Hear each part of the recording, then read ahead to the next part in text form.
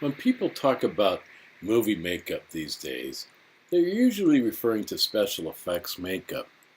The primary reason being that it's spectacular.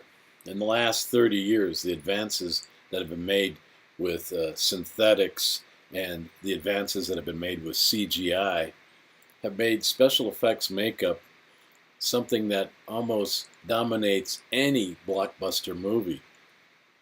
And it doesn't have to be a radical transformation. It can be subtle, as in this case with the recent Secret Life of Walter Mitty. We have Ben Stiller and Kristen Wiig here. We can see the changes from their physiognomy being subtle and yet profound. So that in the past, when we read a book and we saw a certain character inhabiting that role, and if that character was played by a star, usually there was a conflict. The star's face overwhelmed the character that we read about. Now, the star is changed by the makeup artist so that they inhabit a character that was written about. So the nature of what we imagine after we read a book and see in film is becoming, I think, closer and less separate. So it's an interesting change that's taken place. But let's look at famous changes here. We have Heath Ledger as the Joker in Batman, and look at his face, and look at his Joker face. Just the difference, the wonderful way the eyeshadow against the white pancake makeup, and then the extended line of the enforced smile from the accident that he's had there. So it just changes the whole character of his face, making it insidious and yet also almost absurdly aggressive. And I love Benicio del Toro's Wolfman, made by Rick Baker. Just choosing him as an actor to play Wolfman was brilliant. They're so similar in their features, but what Rick Baker did then to complete the transformation, because we're going to buy the transformation from Benicio's character to Wolfman. We need to see a similarity there, but when he's changed, he's transmogrified totally. The metamorphosis has to be complete, and this is what Rick Baker's done, and it's just amazing. Here, look at Michael Jackson in a movie as a zombie, and of course we know Michael Jackson was the master at changing his facial features, but look at what they've done in the movie to change again his features. They widen nose or widen the eyes. What they've done is they make him almost unrecognizable as Michael Jackson.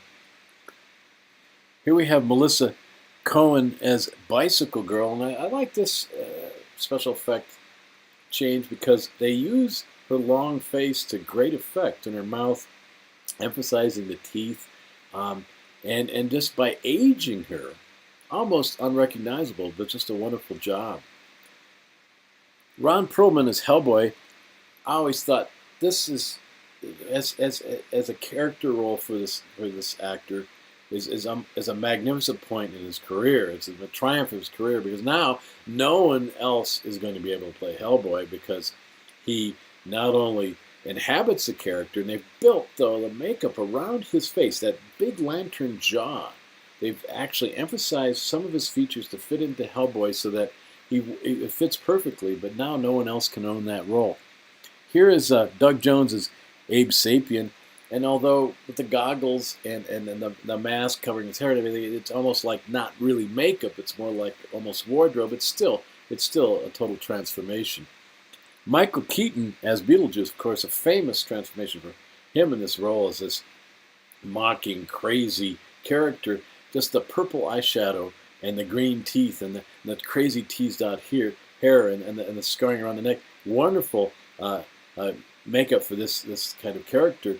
Here we have Michael Dorn as Worf in the Star Trek character, and I like to look at the kind of point he has to his forehead and how they emphasize his natural point with the latex creation of his forehead in the movie. It's wonderful. And then they're adding the hair. Of course, it's a totally different character. When thinning the nose, it works wonderfully.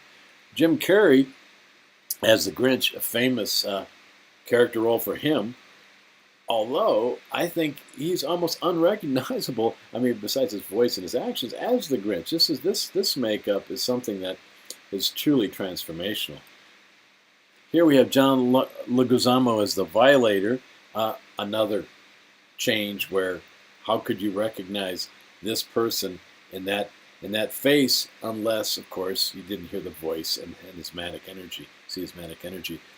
Here we have Danny DeVito as the Penguin, another Batman role. Wonderful.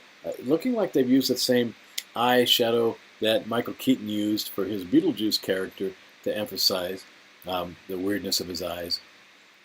Ray Park is Darth Maul. Here's a wonderful painting of the face, just the red and the black. I mean, besides the horns, it's a wonderful, scary makeup with the red eyes and everything. Ralph Fiennes as Voldemort in the Harry Potter stuff, of course, famous. But again, his egg-shaped head is in the makeup. You look back at his real head, and you realize, yeah, he has an egg-shaped head. So all they did though here, of course, is change his nose so that there's no cut to it, and it changes the whole persona. Schwarzenegger, famous as the Terminator here. This is hard to change Arnold's face into anything but Arnold's face, but they've done a great job here and, of course, made an iconic character. Here, Eric Bana as Nero. Again, there's a mask, some touches with the paint. Andreas Katsoulis as Kagar. A wonderful lengthening of the face, and then opposite of the Joker with Heath Ledger, that is shortening of the mouth to make it more vertical. Tim Curry in It. Any kind of clown makeup is going to totally mask you. I think this is, of course, a wonderful job. Here we have Matthew Taylor in Apocalypse, Resident Evil. This is almost CGI total transformation, so I don't know how much makeup really went into this. Kelsey Grammer in X-Men. I think this is also wonderful too. Kelsey, we know, with the big broad forehead, just adding her suit, countenance changes his whole character tremendously. Another Batman here with Jack Nicholson as and his Joker, his emphasis, a different painting of the mouth, emphasizing the cheeks to make him the Joker. We're going to come back to this in a while. This is Boris Karloff, of course, as Frankenstein, the iconic and epigrammatic, almost change in movie monster makeup. We'll talk in the next lecture about this Jack Pierce's genius rendition. Here we have Wes Studi as Avatar. I'd say almost unrecognizable. They changed it by changing the cheekbones. They got his mouth, but by changing the slant of his eyes and his cheekbones, they make him, and of course, painting him blue, a totally different mask for him. And we have here Christopher Walken in Sleepy Hollow. Hard to make Christopher Walken unrecognizable as Christopher Walken, but it's pretty good, I think. This is wonderful. John Travolta in Hairspray. I think this is my favorite Travolta. I just think he's wonderful with that wig, and the way they make it fat in his face. I think it's wonderful. I think it's so believable. Here we have Carol Pounder in Avatar. Again, the way they did Avatar, they copied certain features like mouths and eyes and everything, but still, the total transformation. I think the blue is amazing what happens there. Robert De Niro in Mary Shelley's Frankenstein. Yeah, kind of recognizable, but I think a wonderful job nevertheless. And here we have O'Neill in Sam Neill in Event Horizon, and yeah, put a mask on it, cut him up with a little blood. I'd say only the eyes remind us of Sam. And here, Andy Serkis and Gollum in Lord of the Rings. I don't see how anybody would recognize this. Is, of course, combination CGI, but the way they narrowed his face to make him the Gollum is wonderful. And here we have Andrew Divoff in Wishmaster. Again, horns, red, wonderful job. And I love this. This is, of course, Eddie Murphy as Norbit. Just look at that transformation. Just amazing. Just change of nationality, everything. I just think it's a wonderful job. And here we have Brandon Lee as the Crow, famous depiction here, subtle change, but with the white makeup, very well done. We have Douglas Bradley. This is Lou Gossett Jr. actually in Enemy Mine. This is almost a total mask, so you can hardly recognize him. Unlike Douglas Bradley here in Hellseeker, where there is some recognizability, but the pins, what a wonderful effect the pins are. Here we have Jonathan Beck in Jeepers Creepers, Fan Head. This is almost all mask, less makeup. But here we have Andrew Brunyarsky in Texas Chainsaw Massacre, a famous job here to make up, almost as famous as Frankenstein. And here we have Warwick Davis as a leprechaun, emphasizing his smiling features and the rubber face. And here we have Gary Oldman as Hannibal. This is just uncomfortably freaky, the way they've ladled on the latex, but still very effective. And here we have John Skarsgård in the Pirates of the Caribbean, where it looked like they threw the fruit platter at him.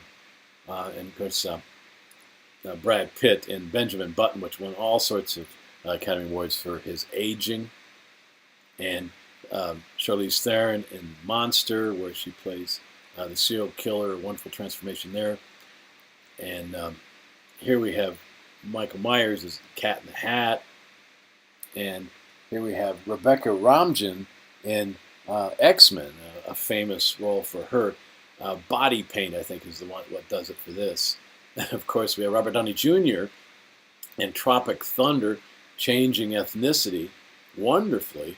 And we have Robin Williams in Mrs. Doubtfire, which I think, he, because of his chin, he makes a very believable spinster woman. But the best, I think, is Tom Cruise in Tropic Thunder. Because what we've done here, rather than ladle on and add all this latex and prosthetics, what we do here is we subtract. We subtract so that by shaving his head and adding some weight, we totally changed Tom Cruise as the big action hero to this hard agent, this big tough guy agent, putting hair on his chest and everything, all the way up to his neck. A wonderful change where he, and I think it's one of the best acting performances of his entire career, where he's this bombastic, abusive movie producer. But just the subtle changes are wonderful. The shaving of the head and just adding some chest hair changes everything. So I think of all the wonderful special effect makeup in recent times, this is the one that wins the prize.